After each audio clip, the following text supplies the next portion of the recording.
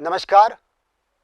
NCERT class 12th subject chemistry chapter 13 amines, इसकी हम 2 class पढ़ चुके हैं। उन 2 क्लास में हमने अमीन्स के बारे में जाना कि अमीन होते क्या हैं, ये किस प्रकार अमोनिया के डेरिवेटिव्स हैं, अमोनिया में हाइड्रोजन एटम को हटाने पर और एल्किल अथवा एराइल ग्रुप लगाने पर क्रमशः एल्काइल और एराइल अमीन्स बन जाती हैं। हमने अमीन्स की स्ट्रक्चर के बारे में जाना कि इसकी टेट्राहेड्रल ज्योमेट्री होती है और इसकी संरचना पिरामिडीय होती है। हमने यह भी जाना कि इसमें हाइब्रिडाइजेशन sp3 होता है। फिर हमने अमीन्स किस प्रकार बनाए जाते हैं यह भी सीखा था कि नाइट्रो यौगिकों का आप चयन कराएं तो अमीन्स बन जाती हैं। अमाइड का आप चयन कराने पर, नाइट्राइल्स का भी रिडक्शन कराने पर अमीन्स प्राप्त होते हैं।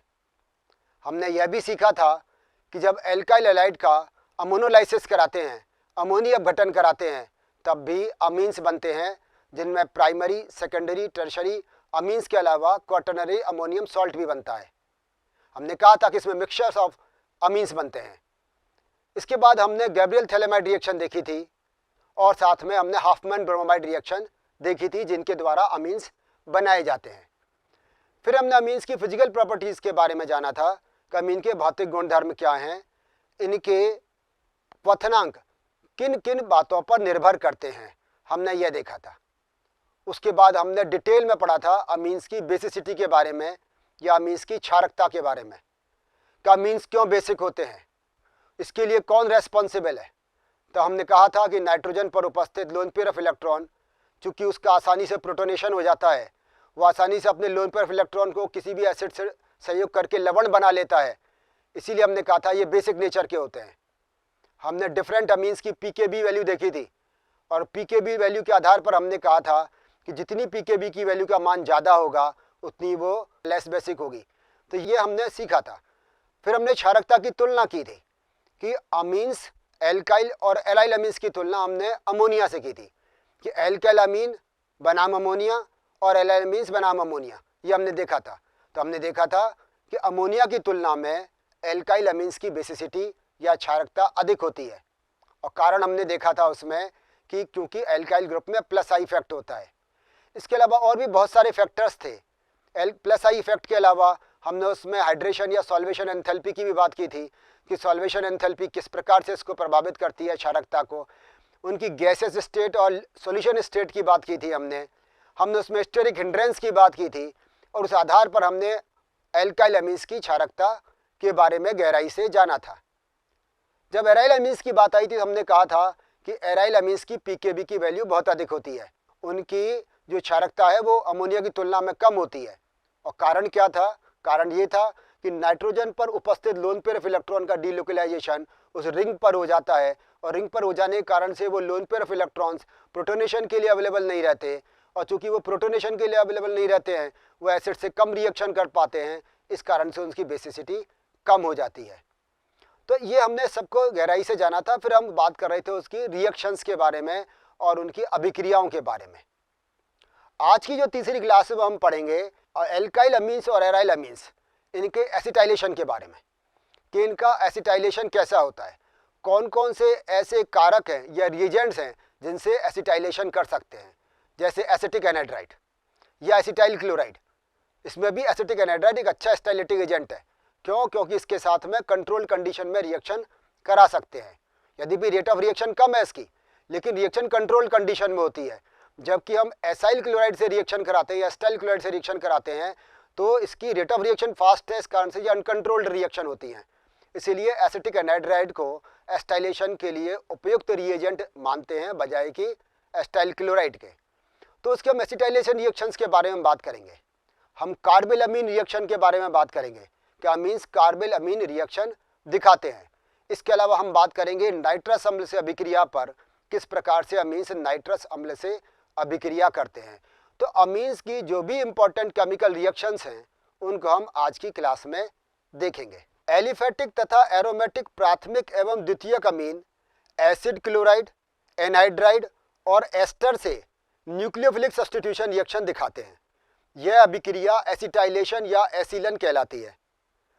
इस अभिक्रिया को NH2 अथवा NH समूह में उपस्थित हाइड्रोजन का एसिल समूह द्वारा प्रतिस्थापन से समझ सकते हैं।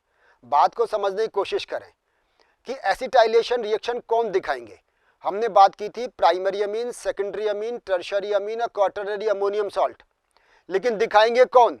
वो दिखाएंगे जिनमें नाइट्रोजन पर हाइड्रोजन प्रेजेंट हो। हाइड्रोजन किन किन में प्रेजेंट है? प्राइमरी में और सेकेंडरी में। प्राइमरी में 2 हाइड्रोजन एटम है, जबकि सेकेंडरी में 1 हाइड्रोजन एटम है। तो ये जो प्राइमरी में जो नाइट्रोजन एटम पर 2 हाइड्रोजन एटम है, ये रिप्लेस हो जाएंगे किससे? RCO ग्रुप से, यानी कि एसाइल ग्रुप से रिप्लेस हो जाएंगे। तो यहाँ 2 हाइड्रोजन एटम के रिप्लेस होने की संभावना है, यहाँ पर 1 हाइड्रोजन एटम के रिप्लेस होने की संभावना है। जबकि आप जानते हैं कि टर्शियरी अमीन में हाइड्रोजन एटम नाइट्रोजन पर नहीं होता है, इसीलिए टर्शियरी अमीन एसिटाइलेशन रिएक्शन नहीं दिखाती हैं। केवल सेकेंडरी अमीन और प्राइमरी अमीन ही ये रिएक्शन दिखाती हैं, जिनमें हाइड्रोजन एटम का रिप्लेसमेंट या सब्स्टिट्यूशन एसाइल ग्रुप से हो जाता है। एसिलन अभिक्रिया से प्राप्त उत्पादों को अमाइड कहते हैं। इस प्रकार जो भी बनेगा, क्योंकि उसमें RCONH ग्रुप होगा, तो वो क्या कहलाता है? वो अमाइड्स कहलाते हैं। यह अभिक्रिया अमीन से अधिक प्रबल क्षारक जैसे पिरिडीन की उपस्थिति में कराई जाती है, जो अभिक्रिया में बने HCl को निकालकर साम्य को दाईं ओर विस्थापित कर देती है। समझे? देखो है क्या कि इसमें पिरिडीन काम में लेते हैं। पिरिडीन से क्या फायदा होगा? पिरिडीन से यह फायदा होगा कि इसमें जो प्रोडक्ट के रूप में HCl बन रहा है, उत्पाद के रूप में जो HCl बन रहा है, वो पिरिडीन से रिएक्शन करेगा और पिरिडीनियम हाइड्रोक्लोराइड बना लेगा। अब उससे क्या हुआ कि जैसे जैसे हम बने हुए प्रोडक्ट को हटाते चले जाएंगे, ली शटेलियर प्रिंसिपल से इक्विलिब्रियम राइट साइड में शिफ्ट होता चला जाएगा, यानी कि अधिक से अधिक मात्रा में सब्स्टिट्यूटेड एमाइड्स बन जाएंगे, यानी कि यह अधिक मात्रा में उत्पाद प्राप्त कर सकेंगे। तो बने हुए उत्पाद में से जो HCl एक साइड प्रोडक्ट के रूप में बन रहा है या सह उत्पाद के रूप में बन रहा है, वहाँ पिरिडीन हम डालकर पिरिडीनियम हाइड्रोक्लोराइड के रूप में उसे हटाते चले जाते हैं, जिससे इक्विलिब्रियम राइट साइड में शिफ्ट होता है और अभिक्रिया भी अधिक मात्रा में संपन्न हो जाती है। रिएक्शन को ध्यान से देखें। जैसे मान लीजिए ये C2H5NH2 है, आप देख रहे हैं, इथाइल अमीन या इथेनामीन कहते हैं। इसकी रिएक्शन कराई CH3COCl से, एस्टाइल क्लोराइड से। अब होगा क्या कि ये ऑक्सीजन अधिक इलेक्ट्रोनेगेटिव है, तो ये पाई बॉन्ड के इलेक्ट्रॉन या शेयर्ड इलेक्ट्रॉन को ऑक्सीजन लेगा। बात समझ में आ गई? तो कार्बन कैसा बन गया? न्यूक्लियोफिलिक सेंटर बन गया। इस पर ये नाइट्रोजन, जिस पर loan pair of electron present है, अपने इलेक्ट्रॉन डेंसिटी किसको ट्रांसफर करेगा? ये कार्बोनाइल कार्बन को। इस कार्बन को इलेक्ट्रॉन डेंसिटी ट्रांसफर कर देगा। तो स्थिति क्या बन गई? देखो ये O हो गया, O नेगेटिव, और N ने चूंकि इलेक्ट्रॉन दिए तो N पर आ गया पॉजिटिव चार्ज। तो इस प्रकार का एक कंपाउंड बन गया। अब ये ऑक्सीजन वापस अपने इलेक्ट्रॉन कार्बन को देगा, और कार्बन और क्लोरीन में से यह क्लोरीन इलेक्ट्रॉन को लेकर Cl- के रूप में निकलेगा। नाइट्रोजन और हाइड्रोजन में यहाँ पर हाइड्रोजन की इलेक्ट्रॉन नेगेटिविटी कम है, तो ये अपने इलेक्ट्रॉन्स को नाइट्रोजन को देगा और ये H पॉजिटिव के रूप में निकलेगा। तो ये H पॉजिटिव और ये Cl नेगेटिव, तो ये क्या बना देंगे? HCl। और ये हमारे पास क्या आ गया? C2H5NHCOCH3, यानी कि N इथाइल इथेनामाइड। ये N पर इथाइल ग्रुप लगा हुआ है, और साथ में ये, क्योंकि ये 2 कार्बन हो गए, कार्बन नंबर 1 कार्बन नंबर 2, तो ये क्या कहलाएंगे? ये इथेनामाइड कहलाएगा। तो क्या बनते हैं? अमाइड्स बनते हैं। और जैसा कि हमने पहले कहा था कि HCl जो बना, और यहाँ क्षार के रूप में क्या लेंगे हम? पिरिडीन लेते हैं। तो ये पिरिडीनियम हाइड्रोक्लोराइड बन जाता है, ये रिप्लेस होता चला जाता है, जिससे अधिक मात्रा में हमें प्रोडक्ट यानी कि N इथाइल इथेनामाइड बनेगा, और ये इक्विलिब्रियम राइट साइड में शिफ्ट हो जाएगा। इसी तरह से ये रिएक्शन देखें, N इथाइल इथेनामीन, ये सेकेंडरी अमीन है, ये प्राइमरी अमीन थी, ये सेकेंडरी अमीन। हमने पहले भी कहा जैसे आपसे कि जिनमें भी नाइट्रोजन पर हाइड्रोजन प्रेजेंट होगा, क्योंकि ये रिप्लेसेबल हाइड्रोजन एटम है, यहाँ से हुआ क्या था? ये हाइड्रोजन हटा, एक हाइड्रोजन हटने पर क्या ग्रुप जुड़ गया? CH3CO। तो इसी प्रकार से यहाँ से भी हाइड्रोजन हट जाएगा और CH3CO ग्रुप ऐड हो जाएगा। तो चूंकि सेकेंडरी अमीन्स पर भी एक हाइड्रोजन एटम होता है, तो यह भी आसानी से रिएक्शन दिखा देंगे। बेस की प्रेजेंस में NN डाइमिथाइल इथेनामाइड बनेगा, वही सेम इसकी भी रिएक्शन मैकेनिज्म है, और इस प्रकार से NN डाई इथाइल इथेनामाइड बन जाता है और HCl बनता है। ये जो HCl है वही पिरिडीन के साथ मिलकर, ये कि इससे स्ट्रॉन्ग बेस है अमीन्स की तुलना में, पिरिडीनियम हाइड्रोक्लोराइड बनाएगा और अधिक से अधिक मात्रा में हमें उत्पाद मिल जाएंगे। तो ये रिएक्शन, एसिटाइलेशन की रिएक्शन आपके समझ में आ गई होगी कि किस प्रकार से ये रिएक्शन होती है। और देखें, इसके बेंजामीन या फिर एनिलीन है C6H5NH2, इथेनोइक एनहाइड्राइड से रिएक्शन कराई। रिएक्शन किससे की? एनहाइड्राइड से। जैसा कि मैंने पहले भी कहा था, एसिटाइल क्लोराइड की तुलना में एनहाइड्राइड एक अच्छा एसिटाइलेटिंग एजेंट है। क्यों है? क्योंकि इसमें हम कंट्रोल्ड कंडीशन में रिएक्शन करा सकते हैं, नियंत्रित परिस्थितियों में अभिक्रिया करा सकते हैं। होगा क्या? H हटेगा, H हटने के बाद में क्या जुड़ेगा? CH3CO ग्रुप ऐड हो जाएगा। तो यहाँ CH3CO ग्रुप ऐड हो गया तो एन फिनाइल इथेनामाइड या फिर एसिटेनालाइड बन जाता है। अमीन बेंजोइल क्लोराइड से भी अभिक्रिया करती हैं, इस अभिक्रिया को बेंजोइलेशन कहते हैं। मिथेनामीन CH3NH2 बेंजोइल क्लोराइड से रिएक्शन करेगा C6H5COCl से, तो एन मेथिल बेंजोनामाइड बन जाता है। तो इस प्रकार से बेंजोइल क्लोराइड से भी रिएक्शन करा सकते हैं, एसिटाइल क्लोराइड से भी रिएक्शन करा सकते हैं और इथेनोइक एनहाइड्राइड से भी रिएक्शन करा सकते हैं। ये सब के सब एसिटाइलेटिंग एजेंट के रूप में या एसिटाइलेटिंग रिएजेंट के रूप में काम आते हैं। और रिएक्शन कौन करती हैं? प्राइमरी अथवा सेकेंडरी अमीन इससे रिएक्शन कर लेती हैं। क्यों कर लेती हैं? क्योंकि इसमें रिप्लेसेबल हाइड्रोजन एटम होता है। कार्बिल अमीन अभिक्रिया बहुत इंपॉर्टेंट अभिक्रिया है, इसको समझने की कोशिश करें क्यों महत्वपूर्ण है। पहली बात तो ये केवल प्राइमरी अमीन्स देते हैं, ये जो रिएक्शन है केवल प्राइमरी अमीन के द्वारा दी जाती है, सेकेंडरी और टर्शियरी अमीन नहीं देते हैं। इसका मतलब ये हुआ कि ये प्राथमिक अमीन के लिए आइडेंटिफिकेशन टेस्ट है, ये इसका परीक्षणात्मक परीक्षण है जिसके आधार पर हम प्राथमिक अमीन की पहचान कर लेते हैं। होता क्या है कि प्राथमिक अमीन की रिएक्शन कराते हैं क्लोरोफॉर्म और क्षार के साथ में, तो एल्काइल आइसोसाइनाइड बनता है। याद करो, अगर आपको याद हो तो भोपाल गैस कांड हुआ था। वो भोपाल गैस कांड क्या था? आपको याद होगा 6 दिसंबर 1992 को भोपाल गैस कांड हुआ था। वो क्या है? उसमें गैस का रिसाव हुआ था और वो जो गैस का रिसाव हुआ था वो बहुत हानिकारक था। वो कौन सी गैस थी? वो थी मिथाइल आइसोसाइनाइड, MIC के नाम से जैसे जानते हैं। वो मिथाइल आइसोसाइनाइड, इसका मतलब क्या हुआ कि जो इस अभिक्रिया में बनाते हैं वे भी आइसोसाइनाइड्स होते हैं। तो ये जो रिएक्शन है, पहली बात ये प्राथमिक अमीन की पहचान है, यह परीक्षण है उसकी, और इसमें आइसोसाइनाइड्स बनते हैं। ये एग्जाम में काफ़ी पूछी जाती है, तो इसको आप ध्यान से समझ लीजिए। एलिफेटिक तथा एरोमेटिक प्राथमिक अमीन क्लोरोफॉर्म और इथेनोलिक पोटेशियम हाइड्रोक्साइड के साथ गर्म करने पर दुर्गंध युक्त पदार्थ आइसोसाइनाइड अथवा कार्बिल अमीन का विरचन करती है। यहाँ देखिए आप, RNH2 ये प्राइमरी अमीन क्लोरोफॉर्म और KOH से रिएक्शन करा रहे हैं, तो क्या बन रहा है? RNC एल्किल आइसोसाइनाइड KCl और H2O। द्वितीयक तथा तृतीयक अमीन यह रिएक्शन नहीं दिखाती हैं। जैसा कि मैंने आपसे पहले कहा, ये केवल प्राइमरी अमीन के द्वारा दर्शाई जाती है। इसका मतलब ये इसका आइडेंटिफिकेशन टेस्ट है। इस अभिक्रिया को कार्बिल अमीन अभिक्रिया अथवा आइसोसाइनाइड टेस्ट भी कहते हैं। यह प्राथमिक अमीनों के परीक्षण में प्रयुक्त होती है। नाइट्रस अम्ल से अभिक्रिया। नाइट्रस अम्ल को खनिज अम्ल एवं सोडियम नाइट्राइड की अभिक्रिया से स्वस्थान बनाया जाता है या इन सीटू बनाया जाता है। समझने की कोशिश करें, आपको कभी भी आपकी लेबोरेटरी में नाइट्रस अम्ल रखा हुआ नहीं मिलता है। क्यों नहीं मिलता? क्योंकि इसको इन सीटू बनाना पड़ता है। जहां जिस फ्लास्क में अभिक्रिया करा रहे हैं उसी में हम नाइट्रस अम्ल बनाते हैं। यदि पहले से नाइट्रस अम्ल बना हुआ रखा होगा तो उसका ऑक्सीडेशन हो जाएगा, वो नाइट्रिक अम्ल में कन्वर्ट हो जाता है। तो नाइट्रस अम्ल को कैसे बनाते हैं? इन सीटू बनाते हैं। जो प्राइमरी, सेकेंडरी और टर्शियरी अमीन्स हैं वो नाइट्रस अम्ल के साथ अलग अलग प्रकार से अभिक्रिया करती हैं। प्राथमिक एलिफेटिक अमीन्स नाइट्रस अम्ल से अभिक्रिया द्वारा एलिफेटिक डाइएजोनियम लवण बनाती हैं, जो अस्थायी होने के कारण मात्रात्मक नाइट्रोजन निर्मुक्त करती हैं और अल्कोहल बनाती हैं। नाइट्रोजन की मात्रात्मक निकासी का उपयोग अमीनो अम्लों एवं प्रोटीन के आकलन में या एस्टिमेशन में किया जाता है। बात समझे कहा क्या है? ये जो प्राथमिक अमीन है, और प्राथमिक कौन सी? एलिफेटिक अमीन्स नाइट्रस अम्ल से रिएक्शन करेंगे। नाइट्रस अम्ल बनेगा कैसे? जब सोडियम नाइट्राइट और HCl ले लीजिए।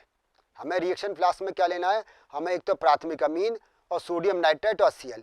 ये सोडियम नाइट्राइट और HCl आपस में रिएक्शन करके क्या बनाएंगे? HNO2। NaNO2 और HCl मिलकर HNO2 और NaCl बनाते हैं। तो ये अभिक्रिया मिश्रण के दौरान ही, अभिक्रिया के दौरान ही HNO2 बनाया जाता है। ये HNO2 या जिसे नाइट्रस अम्ल कहते हैं, ये प्राथमिक अमीन से अभिक्रिया करेगा और अभिक्रिया करने के बाद में डाइअजोनियम सॉल्ट बनाएगा, alkyl diazonium chloride Rn2 positive Cl negative. ये जो बना एल्काइल डाइअजोनियम क्लोराइड ये हाईली अनस्टेबल होते हैं, ये अत्यधिक अस्थायी होते हैं और ये जल से अभिक्रिया पर अल्कोहल देते हैं और साथ में नाइट्रोजन का निष्कासन करते हैं। नाइट्रोजन की कितनी मात्रा का निष्कासन हुआ उससे पता लगाते हैं कि क्या कितना ये डाइअजोनियम सॉल्ट बना होगा। तो क्वांटिटेटिव एस्टिमेशन कर लेते हैं और इसका उपयोग अमीनो अम्लों में और प्रोटीन के एस्टिमेशन में किया जाता है। एरोमेटिक अमीन नाइट्रस अम्ल से कम ताप पर 273 से 278 केल्विन, इसका मतलब 0 to 5 डिग्री सेल्सियस पर अभिक्रिया कर डाइअजोनियम लवण बनाती हैं। यह यौगिकों का महत्वपूर्ण वर्ग है जिसका उपयोग विभिन्न प्रकार के एरोमेटिक यौगिकों के संश्लेषण में होता है।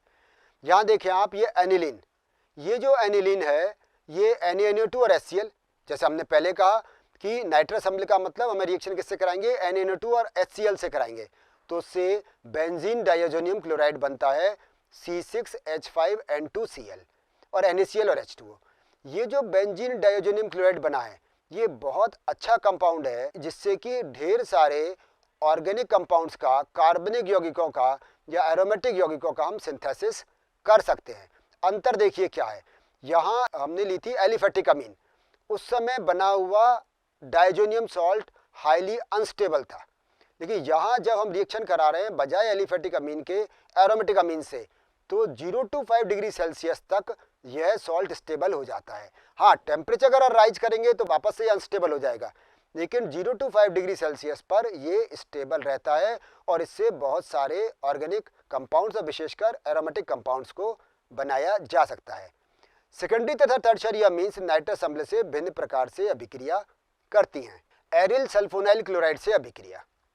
बेंजीन सल्फोनाइल क्लोराइड C6H5SO2Cl, जिसे हिंसबर्ग रिएजेंट भी कहते हैं, प्राथमिक और द्वितीयक अमीन से अभिक्रिया कर सल्फोनामाइड बनाता है। यहाँ समझने की कोशिश करें। आपको याद हो तो मैंने कहा था कि जब एल्काइल हैलाइड की रिएक्शन अमोनिया से कराते हैं तो एल्काइल अमीन्स बनती हैं। फिर मैंने कहा था कि जो एल्काइल अमीन्स बनती हैं वे प्राइमरी, सेकेंडरी, टर्शियरी और क्वाटरनरी अमोनियम सॉल्ट बनते हैं, उसमें मिक्सचर मिलता है। अब मान लीजिए आपको दिया गया है कोई भी सब्सटेंस और उसमें हमको पहचानना है, हमें आइडेंटिफिकेशन करना है कि उसमें प्राइमरी अमीन्स कौन है, सेकेंडरी अमीन कौन सा है, ये हमें आइडेंटिफिकेशन करना है। तो उसके लिए हिंसबर्ग रिएजेंट काम में लेते हैं या हिंसबर्ग अभिकर्मक काम में लेते हैं। है क्या ये है बेंजीन सल्फोनिल क्लोराइड C6H5SO2Cl। तो इससे प्राइमरी अमीन इससे अलग प्रकार से अभिक्रिया करती है, सेकेंडरी अमीन दूसरे प्रकार से अभिक्रिया करती है और टर्शियरी अमीन इससे रिएक्शन नहीं करती है। रिएक्शन देखें, ये C6H5SO2Cl हिंसबर्ग रिएजेंट रिएक्शन किससे करा रहे हैं, प्राइमरी अमीन से C2H5NH2 से। तो क्या बन रहा है यहाँ पर, N ethyl benzene sulfonamide, N ethyl benzene sulfonamide बन जाते हैं। एन पर इथाइल ग्रुप लगा हुआ है और ये बेंजीन और ये सल्फोनामाइड ग्रुप बन गया। यहाँ तक बात समझ में आ गई। ये जो एन इथाइल बेंजीन सल्फोनामाइड बना है ये बेस में सॉल्युबल है, ये क्षार में घुल जाता है। जबकि सेकेंडरी अमीन की जब रिएक्शन कराएंगे, यहाँ हमने क्या किया कि हिंसबर्ग रिएजेंट के साथ में क्या ले लिया, बजाय प्राइमरी के सेकेंडरी अमीन ले लिया। ये जो सेकेंडरी अमीन लिया इससे एन डाइइथाइल बेंजीन सल्फोनामाइड बनता है और साथ में HCl बनता है। एन डाइइथाइल बेंजीन सल्फोनामाइड में कोई भी हाइड्रोजन परमाणु नाइट्रोजन परमाणु से जुड़ा हुआ नहीं है, अतः यह अम्लीय नहीं होता है और क्षार में अविलेय रहता है। तो अंतर आपके समझ में आ गया। इससे पहले की स्लाइड में वापस दिखा रहा हूँ, आप ध्यान से देखो। यहाँ पर जब प्राइमरी अमीन से रिएक्शन कराई थी तो ये H बचा हुआ था।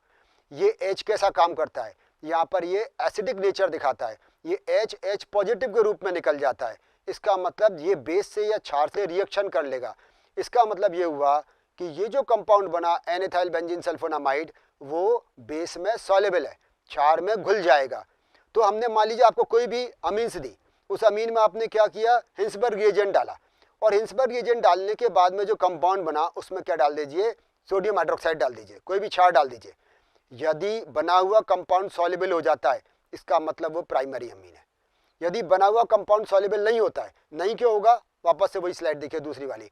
क्यों? क्योंकि इसमें N पर कोई भी हाइड्रोजन शेष नहीं है, इसलिए ये NaOH के साथ में या किसी भी क्षार के साथ अभिक्रिया नहीं कर पाएगा।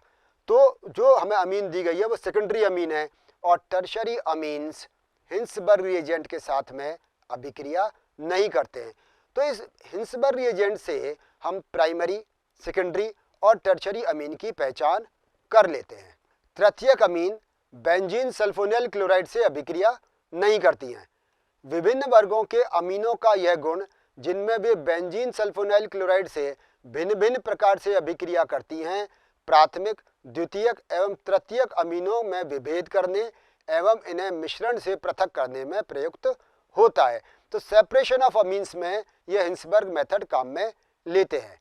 यद्यपि आजकल बेंजीन सल्फोनाइल क्लोराइड के स्थान पर पैरा टोलुइन सल्फोनाइल क्लोराइड काम में लेते हैं। इलेक्ट्रोफिलिक सब्स्टिट्यूशन रिएक्शंस या इलेक्ट्रॉन रागी प्रतिस्थापन अभिक्रिया, हम पहले ये देख चुके हैं कि एनिलीन की 5 अनुनादी संरचनाएं मिलती हैं, या हम कहें एनिलीन 5 अनुनादी संरचनाओं का संकर होती है हाइब्रिड फॉर्म में।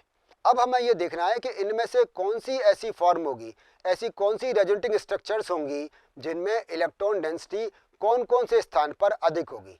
तो जब इलेक्ट्रॉन डेंसिटी हमने देखा था तो हमने देखा था कि ऑर्थो और पैरा पोजीशंस, NH2 ग्रुप से 2 ऑर्थो और 1 पैरा पोजीशंस, इन पर इलेक्ट्रॉन डेंसिटी इंक्रीज हो जाती है, इलेक्ट्रॉन घनत्व बढ़ जाता है। तो होगा क्या, जो भी इलेक्ट्रोफाइल होगा वो कहाँ आएगा, वो आएगा ऑर्थो और पैरा पोजीशन पर। इसीलिए NH2 group ortho para directing group कहलाता है। बात समझे, देखो ध्यान से वापस से। NH2 group ortho para directing group है, ऑर्थो पैरा निर्देशकारी समूह है। क्यों है? क्योंकि NH2 ग्रुप का लोन पेयर ऑफ इलेक्ट्रॉन यानी कि नाइट्रोजन पर उपस्थित lone pair of electron delocalization के कारण बेंजीन की दोनों ऑर्थो और 1 पैरा पोजीशन पर आ जाता है, यानी कि दोनों ऑर्थो और 1 पैरा पोजीशन पर इलेक्ट्रॉन डेंसिटी बढ़ जाती। तो आने वाला इलेक्ट्रोफाइल कहाँ आएगा, ऑर्थो और पैरा पोजीशन पर आकर जुड़ेगा। इसका मतलब NH2 ग्रुप ये डायरेक्ट कर रहा है, निर्देशित कर रहा है कि इलेक्ट्रोफाइल ऑर्थो और पैरा पोजीशन पर जुड़े, इसीलिए NH2 ग्रुप ऑर्थो और पैरा डायरेक्टिंग ग्रुप है, नंबर 1। नंबर 2 क्या, कि चूंकि NH2 ग्रुप से इलेक्ट्रॉन का ट्रांसफर रिंग पर हो जाता है, तो वो रिंग इलेक्ट्रोफाइल से रिएक्शन करने के लिए ज़्यादा एक्टिव हो जाती है। इसीलिए हम कहते हैं कि NH2 ग्रुप एक्टिवेटिंग ग्रुप है, ये सक्रियकारी समूह है, और यह इसकी उपस्थिति के कारण बेंजीन की तुलना में एनिलीन इलेक्ट्रोफिलिक सब्स्टिट्यूशन रिएक्शन आसानी से देती है।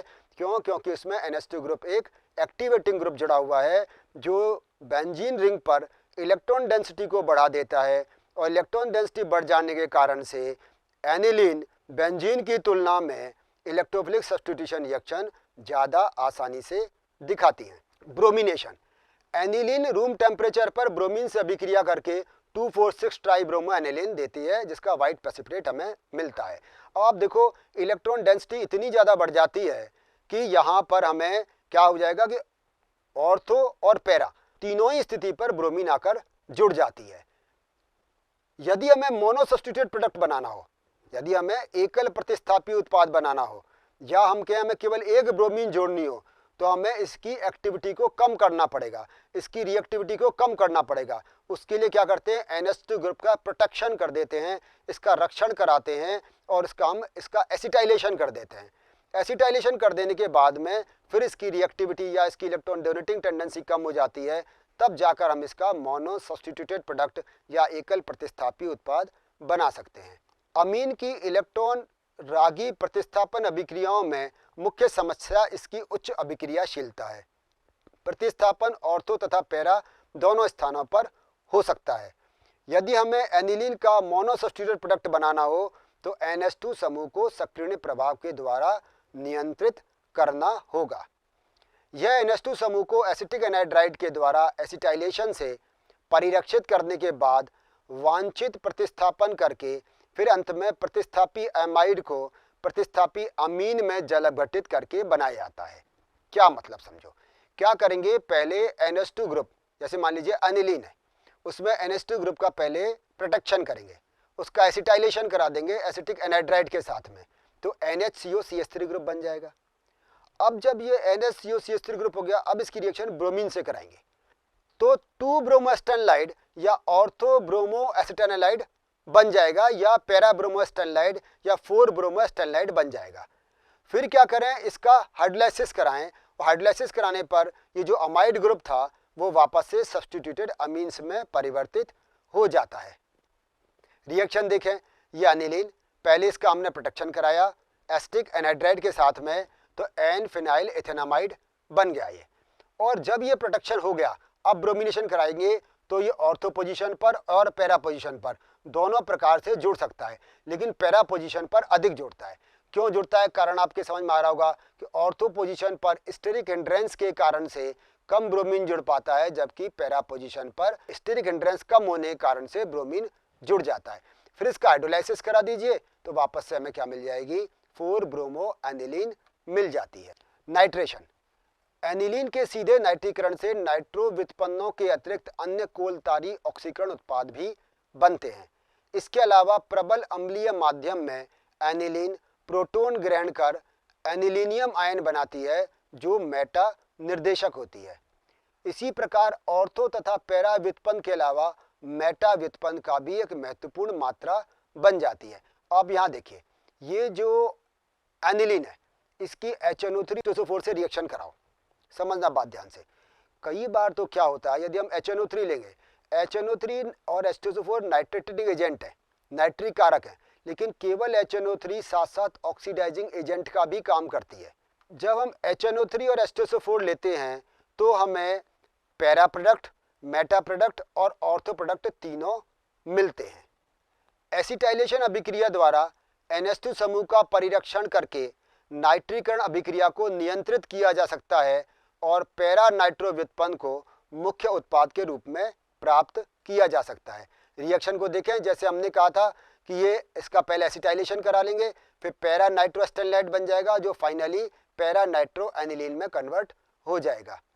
सल्फोनेशन, एनिलीन सांद्र सल्फ्यूरिक अम्ल से अभिक्रिया कर एनिलीनियम हाइड्रोजन सल्फेट बनाती है जो सल्फ्यूरिक अम्ल के साथ 453 से 473 केल्विन तक गर्म करने पर पैरा अमीनो बेंजीन सल्फोनिक अम्ल देती है, जिसे सामान्यतः सल्फेनिलिक अम्ल भी कहते हैं।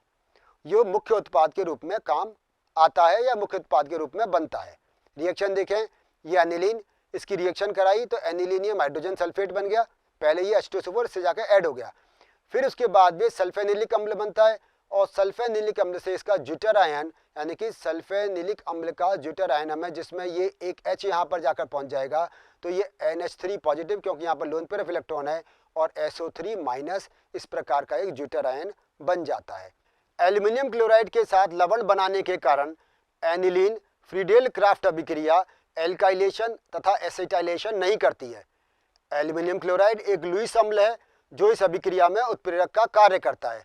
जैसे कि हमने कहा कि एल्यूमिनियम क्लोराइड AlCl3 ग्लूइस एसिड है, एनिलीन एक ग्लूइस बेस है, दोनों मिलकर सॉल्ट बना लेते हैं। इस कारण से ये फ्रीडेल क्राफ्ट एल्काइलेशन नहीं दिखाती है। लवण बनने से एनिलीन की नाइट्रोजन धनावेश प्राप्त कर लेती है और फिर आगे की अभिक्रिया में प्रबल निष्क्रियक समूह की तरह से व्यवहार करती है। तो इस क्लास में हमने क्या जाना? हमने इस क्लास में अमीन्स की केमिकल रिएक्शंस के बारे में जाना, उसकी हमने रासायनिक अभिक्रियाएं सीखी। सबसे पहले हमने ये देखा कि अमीन्स किस प्रकार से कार्बिल अमीन अभिक्रिया देती है। वो प्राथमिक अमीन अभिक्रियाएं देती हैं, सेकेंडरी और टर्शरी अमीन नहीं देती हैं। ये इसका एक पहचान परीक्षण के रूप में भी काम में लिया जाता है। फिर हमने बात की इसकी हिंसबर्ग रिएजेंट के साथ में प्राथमिक और द्वितीयक अमीन अलग अलग प्रकार से अभिक्रिया करती हैं, लेकिन तृतीयक अमीन अभिक्रिया नहीं करती है।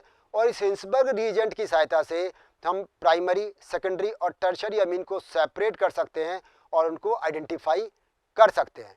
इसके अलावा हमने देखा नाइट्रस अम्ल से ये किस प्रकार से अभिक्रिया करती हैं। नाइट्रस अम्ल के साथ में बने हुआ जो एल्काइल डाइजोनियम सॉल्ट है वो अनस्टेबल होता है, जबकि एराइल डाइजोनियम सॉल्ट स्टेबल हो जाता है। तो हमने अमीन्स की डिफरेंट केमिकल रिएक्शंस के बारे में इस क्लास में सीखा। अगली क्लास में एक इम्पॉर्टेंट क्लास हमारे पास में है, वो है डाइजोनियम सॉल्ट। इसी ग्रुप का एक महत्वपूर्ण सदस्य है डाइजोनियम लवण, जिसको अभी हमने सीखा था कि डाइजोनियम लवण बनाते कैसे हैं। कि जब हम नाइट्रस अम्ल से अभिक्रिया कराते हैं, नाइट्रस अम्ल से मतलब NaNO2 और HCl के साथ अभिक्रिया कराते हैं या NaNO2 और H2SO4 के साथ अभिक्रिया कराते हैं तो उससे डाइजोनियम सॉल्ट बनते हैं।